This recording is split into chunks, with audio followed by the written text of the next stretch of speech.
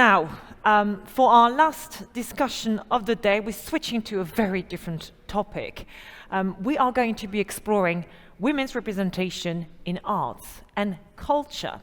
But just before we begin, we have a little surprise for you, as one of our rising talents this year is a professional musician. She's the founder and director of Highams Park Music Academy in London. She's originally from Syria, and she fled her country, finding refuge on stage.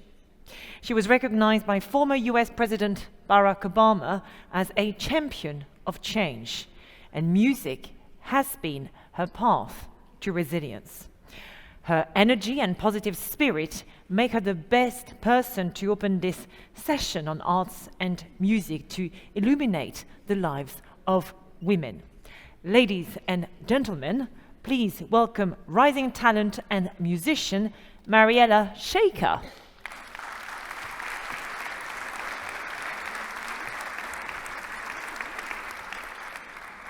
Welcome, Mariela. Thank you so much for joining us this afternoon.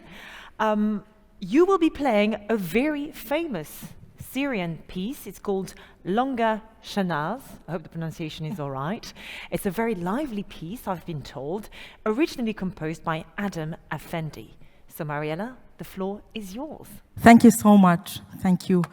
I am honored to be with you today at the Women's Forum in Paris.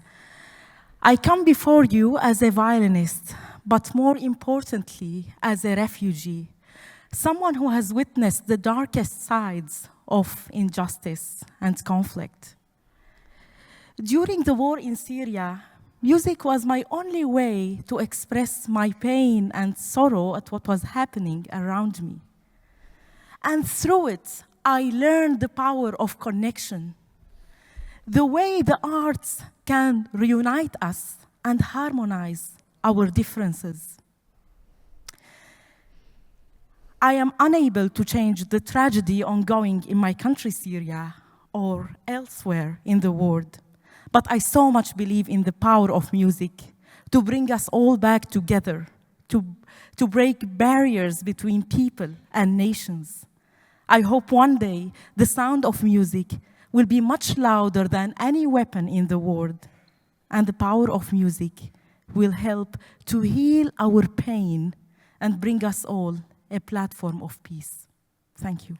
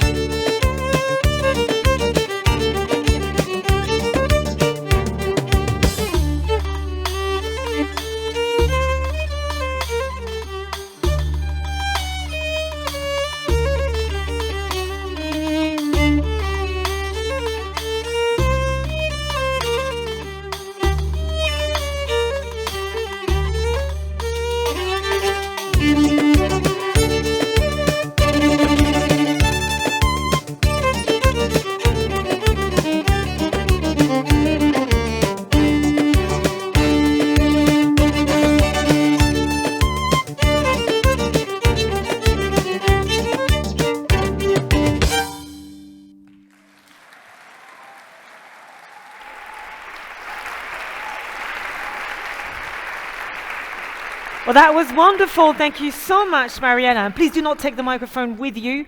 We may need it at some stage. Mariela Shaker, please, another big round of applause for our guest.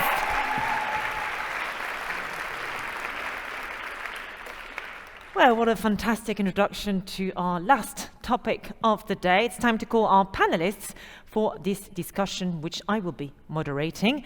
Ladies and gentlemen, please welcome on stage Sylvain Amic, President and CEO of Musée d'Orsay and of the Orangerie as well, Louis Langrée, Director of Opéra Comique, and Laurence Equilbet, Artistic and Music Director of Insula Orchestra. Please give them a warm welcome.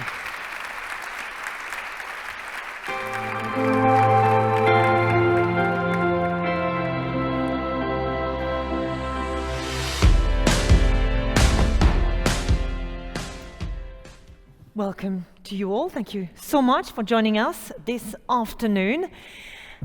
Now, Sylvain, to start with, art is the foundation of culture. It plays a fundamental, a very important role in bringing people together, and notably because it connects to the heart and not just to the mind, of course.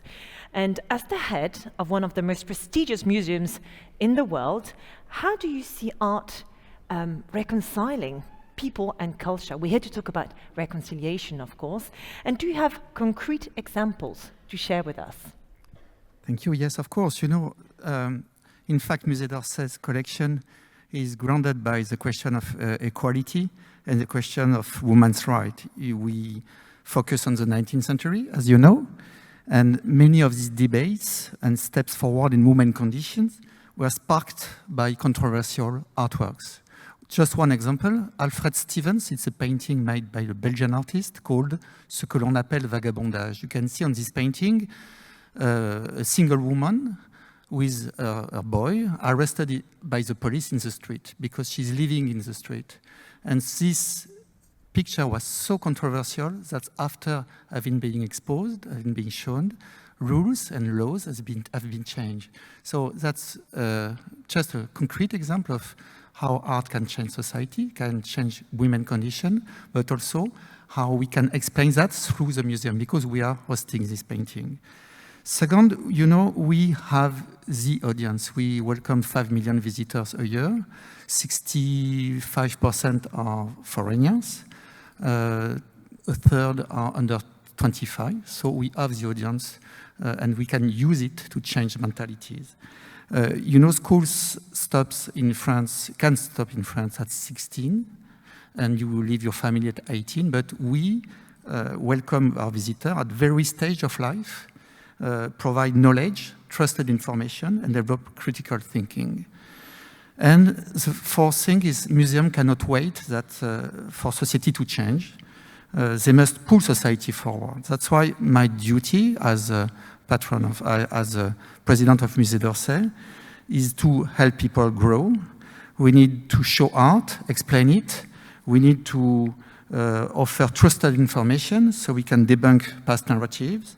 And my goal is that people come out of the museum enlightened and without the stereotypes they came in with. So how can we do that? First, when you enter in a museum, you can see that women are everywhere, but they are almost represented in stereotypes. We can choose to forget them or to explain them. Challenge first the stereotypes with labels and explanation, and then bring to light powerful women, creative women who contributed to history and society. We can also acquire more artworks made by female artists.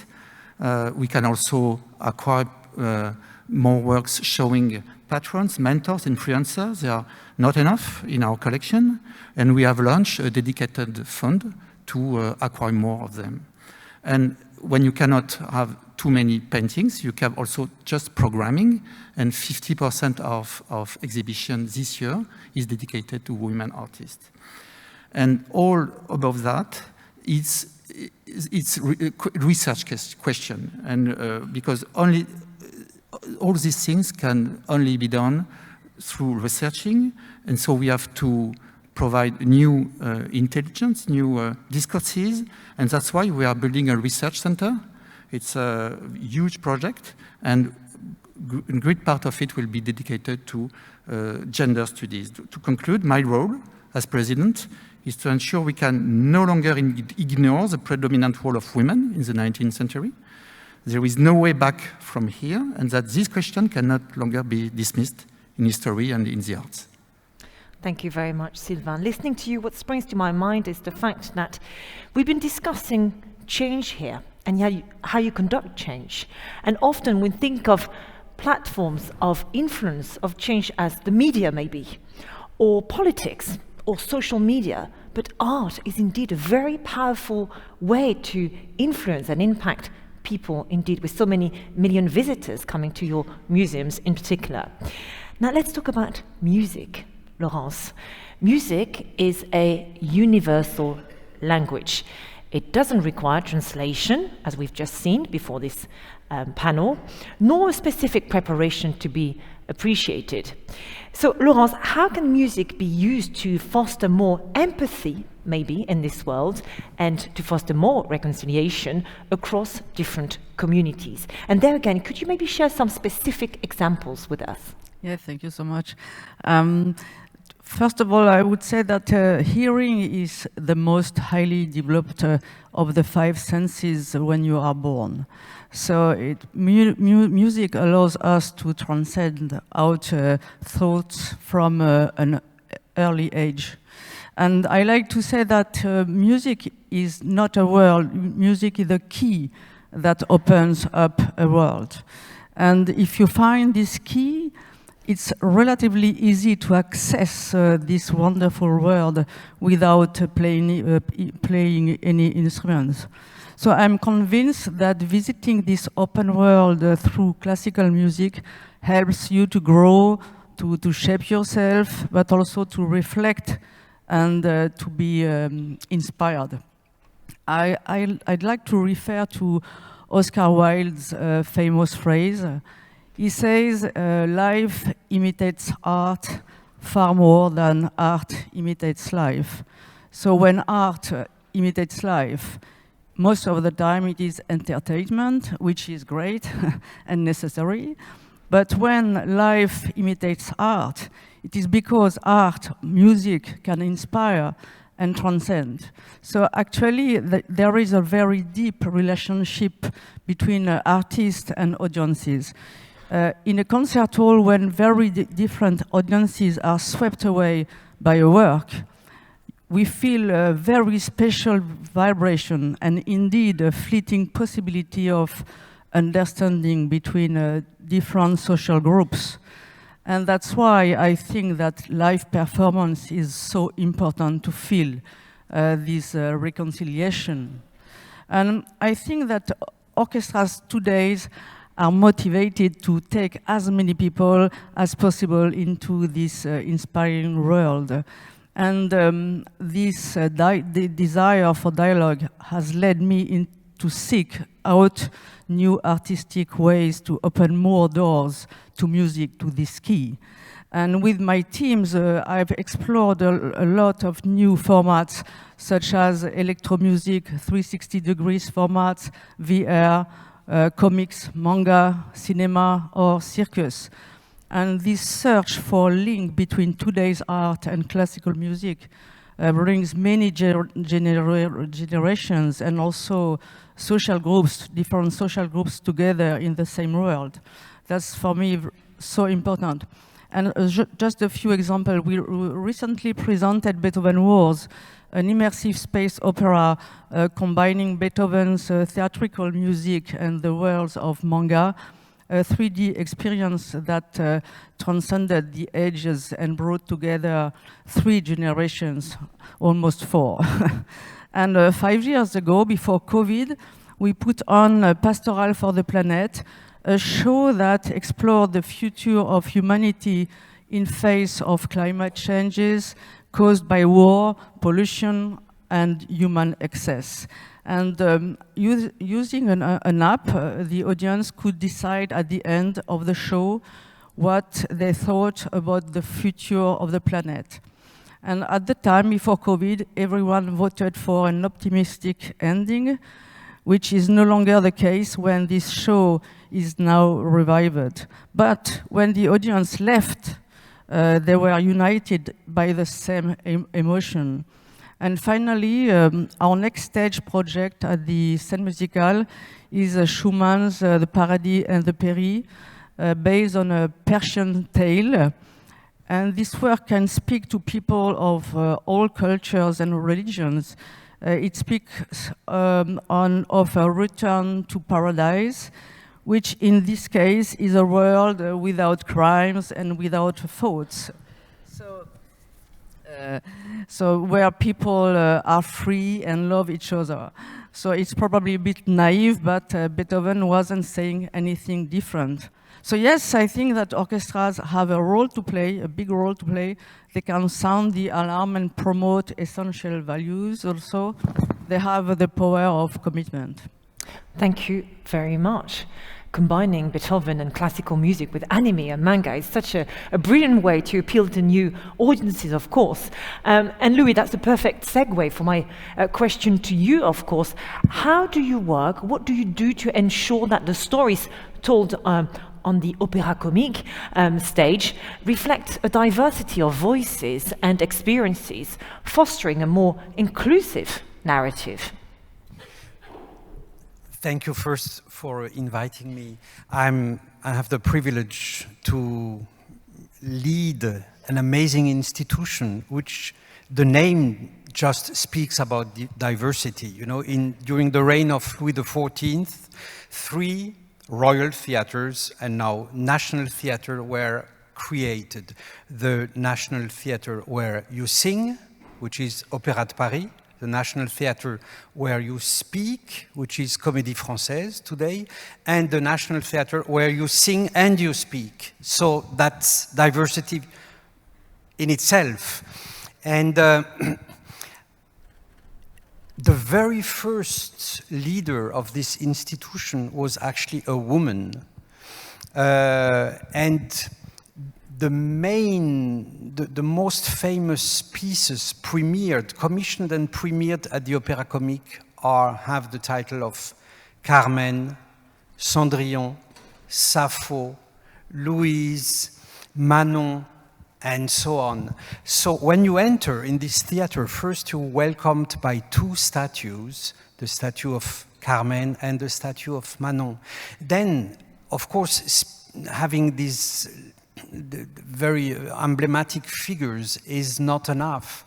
So my duty and my pride is also to invite leading artists such as Laurence, who is going to conduct the French version of Médée, Cherubini, with Marie-Ève Signerol.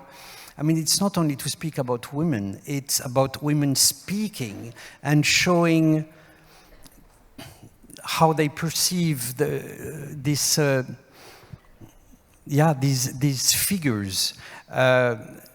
Opera is this meeting between theater and music, between sensitivity and sensibility. So to have this diverse experience, to have also the diverse commitment into presenting performances, but also transmission. We have an amazing program for young children, I mean from 8 until the baccalaureate, and they learn singing, music, dancing, acting, and that's something absolutely crucial. And then we have an academy with young conductors, for instance, a man and a woman. When I was young, as a conductor, I started my professional life as a conductor. We had these amazing leading figures, I mean, like Karajan, Bernstein, for women. I mean, now, which is great for conductors, they have Laurence, I mean, more and more, it's possible for the next generation to have role models. And my role as director of the Opéra Comique is to promote that, to help that, to make this dream reality. Very quickly, Louis, and going back to the point that Sylvain made earlier about women having been maybe traditionally portrayed in the arts as cliches somehow. You've mentioned Carmen, for instance. I mean, often, especially when it comes to opera, women are portrayed as those creatures of passion, really. So how do you work on ensuring that you give more range maybe to female characters and you pay close attention to the way they are featured and portrayed in your storytelling? Well, there are so many different ways to read a story. And actually, most of the time in the opera, but also in movies, in books, it's not only telling a story, it's using a story to tell something larger than it. And there are hundreds of ways to see Carmen, but when you arrive at the end of the second act, it's this amazing hymn to la liberté. So what do I want to do with my own destiny? Until which point? And these are just existential questions.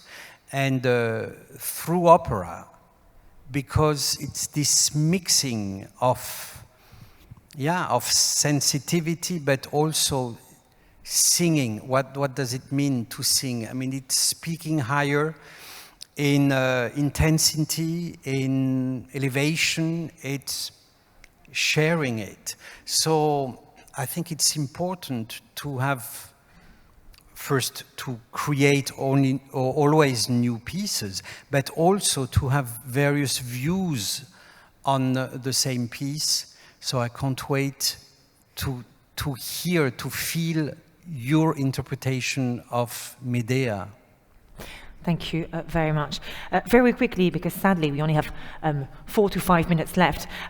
Sylvain, do you want to follow up on it? And maybe tell us a bit more about, you mentioned, for instance, earlier that you are opening this new center for gender studies, for instance. So clearly you are doing something to address what, and we've discussed it today all day long, what's the systemic issue basically. It's discrimination and maybe underrepresentation of women.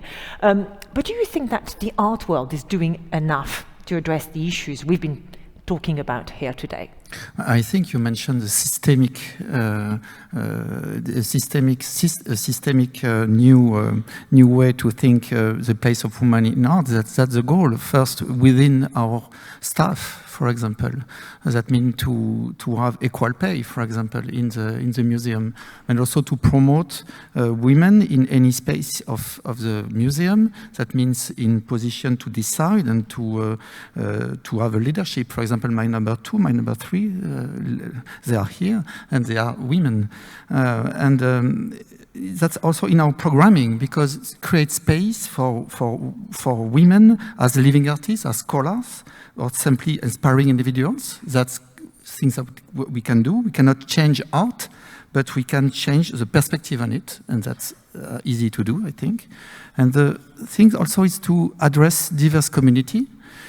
We provide resources and material to empower any of our visitors, but we also ask people for specific communities or minorities to teach us how the museum can help them. For example, we work with an association called Puissance de Femmes. We invited leaders of feminist charities from diverse underprivileged communities that never come to the museum. And thanks to our conversation and co-producing videos on our websites, they made us look at our artworks in a new way. But looking to our collection made them feel even more legitimate to fight for women, and they became museum best ambassador. They used our collection and the videos to go back to the women in their community and to show them how art can help them grow and find emancipation. And fourth, that's also very easy things to do. For example, in visitor experience, make the museum as a safe space. It's something very easy. Those museums train their guides to promote equal speaking time between girls and boys when they give guided tours. This costs nothing, but we do that, and that can have a huge impact on behaviors for tomorrow. So it's promoting equality, diversity, inclusion. That museums are trusted institutions, and they can play their roles for the people. That means enlightened and shaping inclusive future citizens of the world. That's our fundamental goal.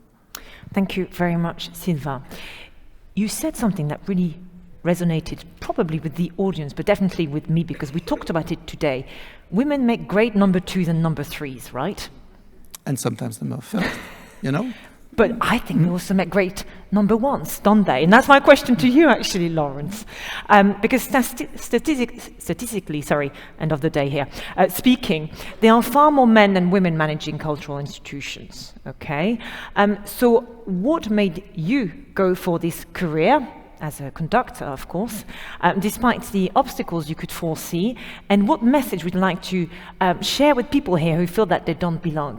And we had a conversation when preparing this panel when you mentioned that when you started your career, you were the only woman, you were surrounded by men, but you were not even seeing that.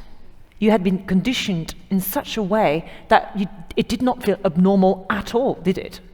Yes, I didn't know. Indeed, when I started my career, I was totally naive, and I was not at all aware of this problem. And for example, when I studied in Vienna, I often went to concerts by the Wiener Philharmoniker, and I never said to myself, wow, there aren't any women in that orchestra. So I didn't have this idea. So when back to Paris, I had never imagined such an imbalance in artistic creation and in the programming of performers. So I didn't expect to be confronted with such huge obstacles to progress into dominant positions. So what really pushed me at the beginning was my love for orchestral and choral music repertoire. And later on, it was only through persistence and also perseverance that I managed to develop my career. It takes a lot of persistence to make your mark. And the message I would like to pass on to young women artists is not to remain naive and to be resistant, because opportunities are few and far between.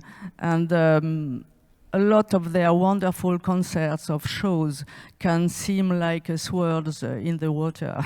So indeed, there is still a movement against the expression of women in dominant artistic positions. So you need to know the figures, which are not very good in France, but they are better in United States and Nordic countries. And we can hope that the rest of Europe will soon follow suit. And we should be optimistic, because the figures are certainly improving, especially for women conductors and instrumental soloists, not yet for the directors of opera or theater.